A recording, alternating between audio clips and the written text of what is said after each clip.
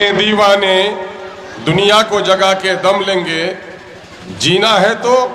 عزت سے جی لیں گے ورنہ جام شہادت پی لیں گے۔ آج کے اس انقلابی کارواں کے اور اس انقلابی جلسے کے صدر باوقار، وطن عزیز بھارت کے مظلوموں، مقہوروں، دلتوں، کمزوروں، ناتواں اور شوشتوں کی توانا آواز، میر محفل جان محفل جناب بیرسٹر اسدالدین اویسی صاحب، معزز رکن پارلیمنٹ حیدرآباد، وہ قومی صدر کل ہند مجلس اتحاد المسلمین، ڈائز پہ تشریف فرما قومی ترجمان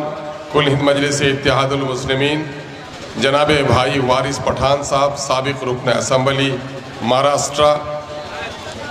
جناب بھائی عادل حسن آزاد صاحب، قومی ترجمان وہ اسٹیٹ پریزیڈنٹ بہار یوتھ، بھائی جلال صاحب دربھنگا کے ہمارے صدر، پارٹی کے بڑے مضبوط سپاہی وقار صدیقی صاحب، عزیزی راشد خلیل صاحب، عزیزی فیصل صاحب، انجینئر عبداللہ صاحب، بھائی ضیاء الدین صاحب، عزیزی صفقت رضوان بابو، اختر سہنسا صاحب، محمود صاحب، مبارک حسن اتاری صاحب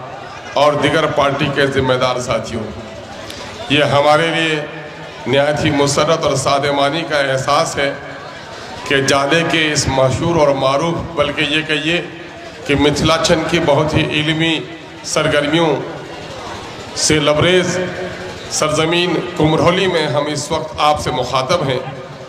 اور مجھے اس وقت یہاں کی ایک عظیم شخصیت،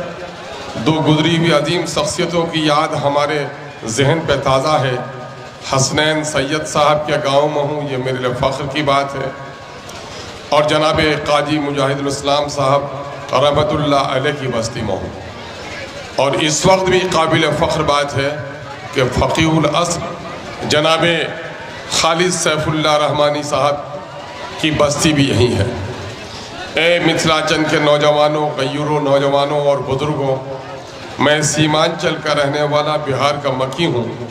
لیکن جب بھی پچھم کی طرف دیکھتا ہوں تو میں فخر کے ساتھ اور بہت ہی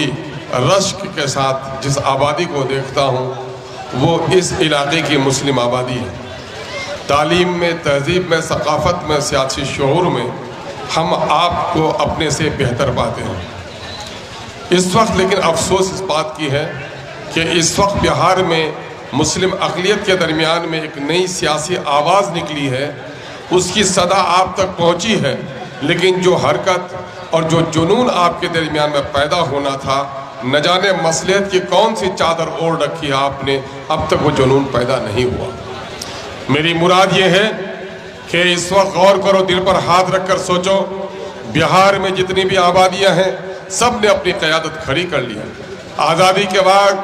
آزادی کے وقت مسلمانوں کی تعلیمی، سماجی، اقتصادی صورتحال اوروں سے کمتر نہیں تھی، لیکن آج دلتوں کے ساتھ اور مسلمانوں کے ساتھ ناانصافی کا جو دور دوڑا ہے،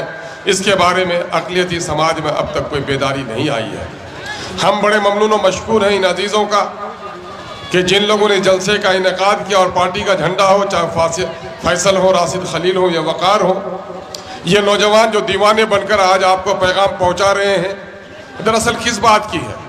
وہ یہ ہے کہ اس جمہوری ملک میں آپ جی رہے ہیں، جمہوری نظام میں تقدیر کے فیصلے تو یوں قادر مطلق خداوند اکبر کرتا ہے، لیکن ملک میں بسنے والے شہریوں کی، ملک میں بسنے والے علاقوں کی ترقی کا سارا راز پنہا ہوتا ہے اسمبلی اور پارلیمنٹ میں۔ پارلیمنٹ اور اسمبلی میں روز بروز آپ کی اور ہماری گھٹتی ہوئی تعداد اور اغیار کی سیاست کی کاسہ لیسی نے ہمیں بہت پریشان کر دیا ہے۔ ایم آپ کے درمیان میں یہ بات کہنے کے لیے آئی ہے، یہ پیغام دینے کے لیے آئی ہے کہ اس وقت ضرورت اس بات کی ہے کہ اپنے صفوں میں قیادت کھڑی کرو۔ قیادت جس میں نہیں ہے، بڑا عامیانہ جملہ ہے کہ جس کا کوئی دل نہیں اس کے مسئلے کا کوئی حل نہیں، جس جسم میں سر نہیں وہ لاش ہے، جس قوم کا کوئی لیڈر نہیں وہ بھی مانند لاش ہے۔ اس لیے میں آپ کو پیغام دینے آیا ہوں کہ بیرسٹر اسدالدین اویسی صاحب، یہ غنیمت، ایک دیوانہ، ایک مجنوں آپ کے درمیان میں آیا ہے،